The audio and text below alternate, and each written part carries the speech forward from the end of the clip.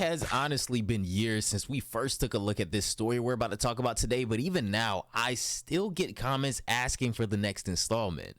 To my understanding, Dragon Ball Shippuden was on an indefinite hiatus, but I say over the past 2 or so months maybe, a lot of those older videos are getting a lot more comments asking for the next one, so I did some digging.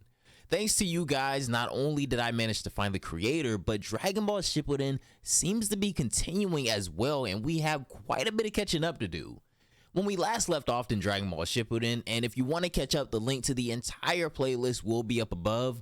Goku, after a night of drinks with Vegeta and Bulma, stumbled into something he had no business in.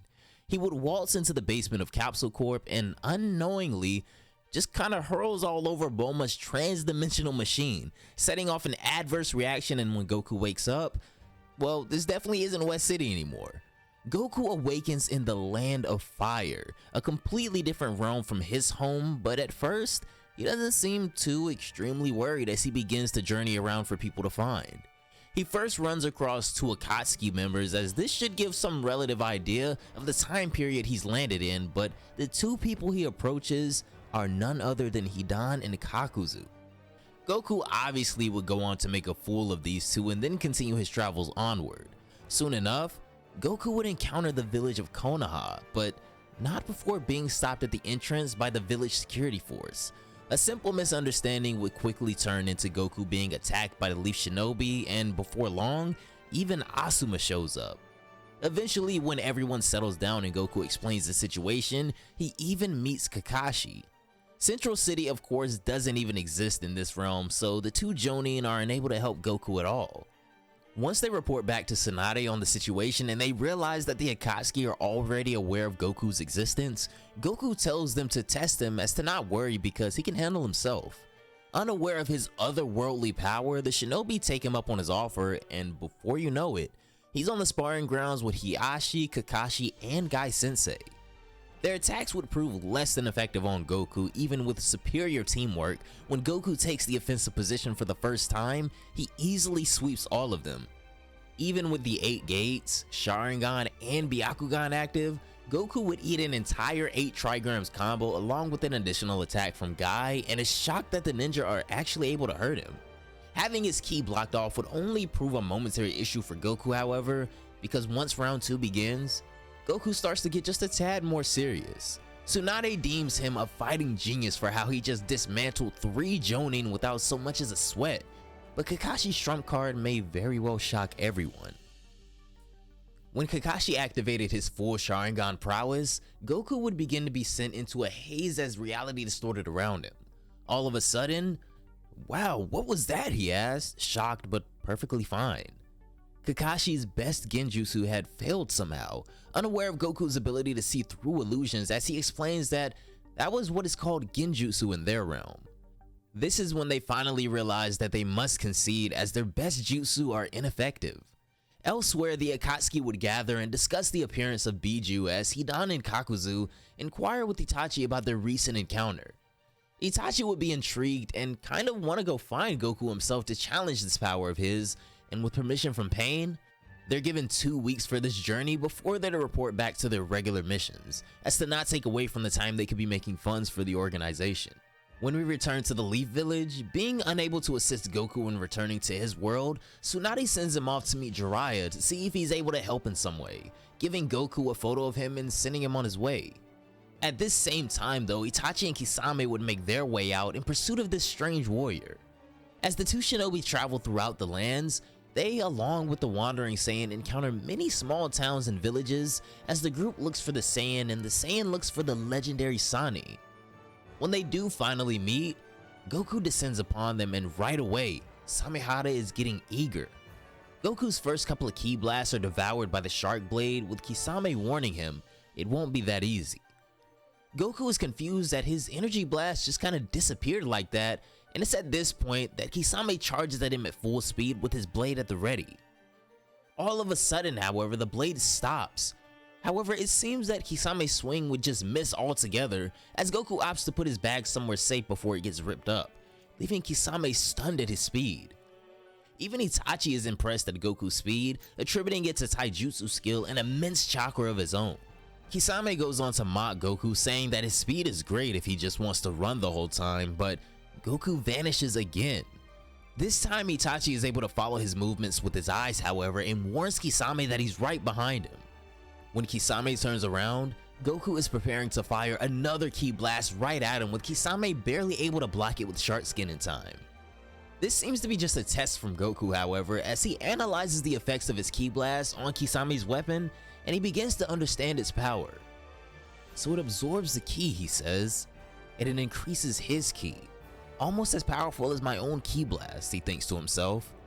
Kisame, however, still hasn't gotten a grasp on Goku's powers and speed, as he asks Itachi just what was that just now and how did he do that? A genjutsu maybe?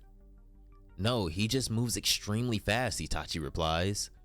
Kisame says that it seems like Goku's chakra is special because Samehada is getting really excited. Let's try something else, Goku mentions as he gets into another stance, something a little more powerful.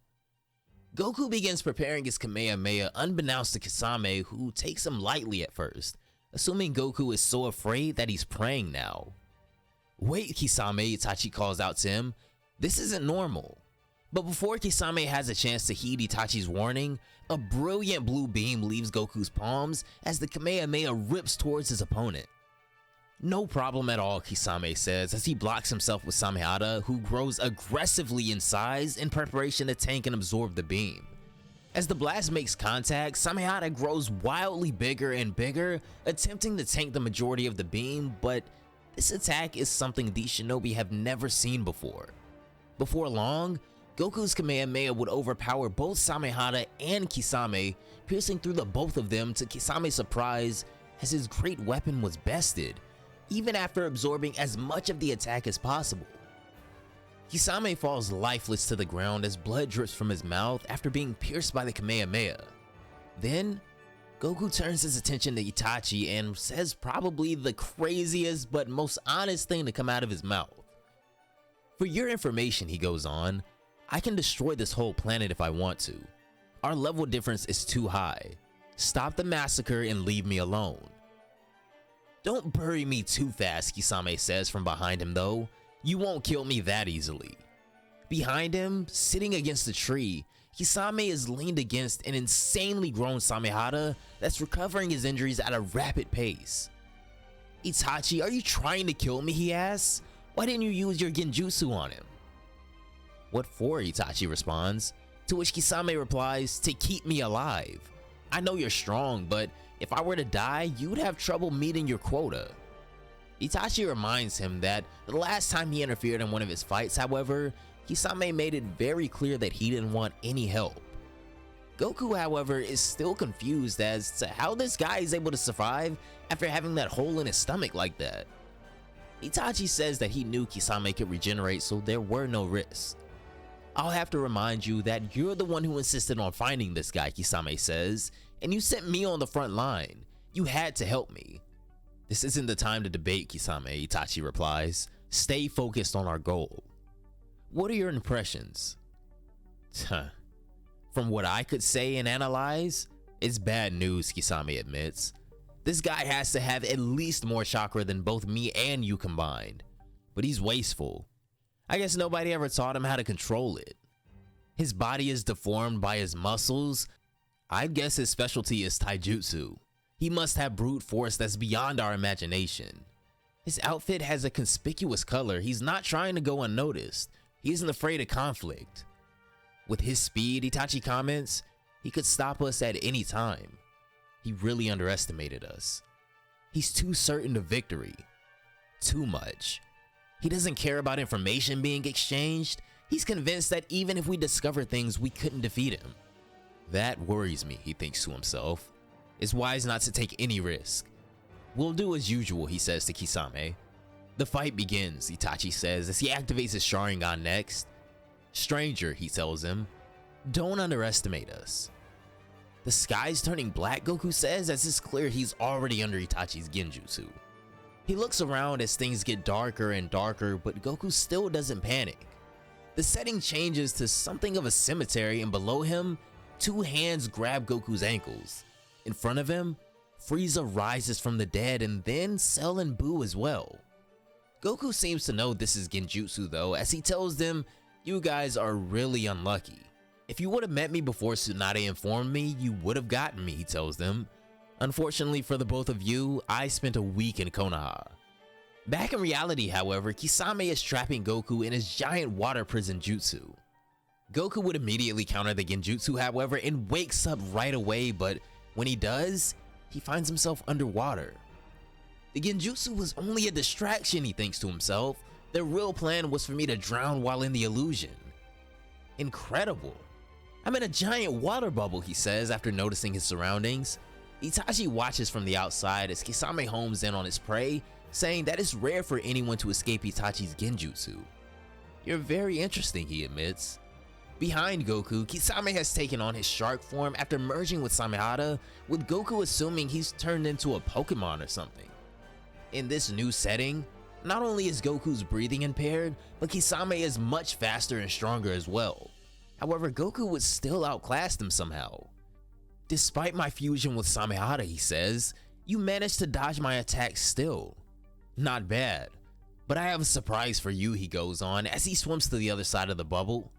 "With all the chakra I've stolen, I'll throw my most powerful attack at you," he says.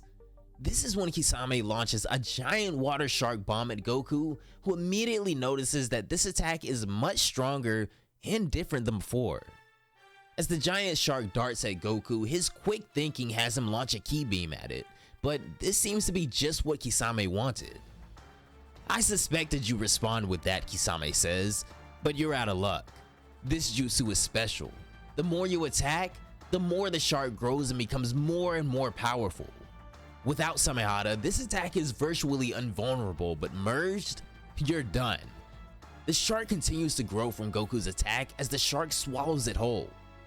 "This guy's incredible," Goku says, but in the matter of energy assimilation, we all have our limits. Goku just completely overpowers Kisame's attack with a massive energy wave. The giant water prison would erupt, being torn apart by Goku's attack, and turns the terrain into a tsunami throughout the forest. Once the waves settle and the water lowers, Itachi rejoins the battlefield with Goku hovering above them still. "Itachi, I think we're in trouble," Kisame admits. "His chakra seems limitless. No matter how much I absorb, there's still more. We won't win like this." By this point, however, Itachi seems to have devised a plan, as he says that he's analyzed how he fights. They'll still be able to capture him. "How will you do it?" Kisame asks, to which Itachi simply replies, "He'll see." "Stranger, maybe you are much more powerful than us," Itachi replies, "but your mind is weak. I'll show you the true genjutsu," he says, as Itachi activates his Mangekyou Sharingan. Of course, at this point, Goku is already under Itachi's influence, as we see him back on the ground and asking, were they giving up or something? This is when Itachi informs Goku that their acquaintance will be dealing with him now. "Oh," Goku replies, "who is it?" "She's been watching you for a while," Itachi says. "She's right above us." This is when we see another cloaked Akatsuki member, this time a woman, as she leaps down onto the battlefield acknowledging Goku. "You seem to be a first-rate fighter," she says. "Itachi, Kisame, I'll handle this one on my own." "Are you sure you can defeat him?" Itachi asks, to which she replies that of course she is. Even Goku asks, is she sure? Fighting him by herself? "I don't like jutsu," she says. "I prefer old school fighting. If I'm to lose, then I'd rather lose in a fair martial arts fight." "Oh, I agree," Goku says, fired up now. "Well, I was saving this for later," she mentions as she reaches into her back pouch. "But hey, chocolate," she offers him. "I have 2 pieces and we're heading into a merciless fight, so let's enjoy it while we can." Itachi is really playing on Goku's mental weaknesses right now and very much exploiting his friendly warrior spirit. As the two enjoy their snack, Itachi and Kisame still watch nearby, but then something kinda weird happens. They both introduce themselves as Goku. Yeah, that's right, this Akatsuki member has also introduced herself as Goku, to the shock of our Saiyan as they both look confused. Will Goku be able to break the Mangekyou before it's too late? Or did Tsunade and the others not warn him about the extent of Itachi's abilities?